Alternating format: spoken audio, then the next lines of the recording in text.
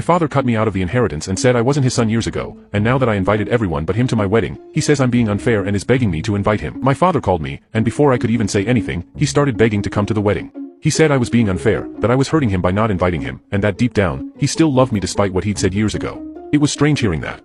For years, he treated me like a stranger, rejected me, and kept reinforcing how right he was to cut me out of the inheritance and his life. Now, suddenly, he wanted to be included on my big day as if nothing had happened.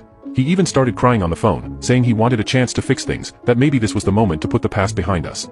But all I could think about were the words he said years ago and how he basically ignored me all this time, even when I tried to reconcile. Maybe I can't explain how horrible it was, but there was a time when I was literally homeless, and he still refused to help or let anyone in the family help, saying whoever helped me would be kicked out too. Everything he did and said was etched in my memory, and it was impossible to just forget.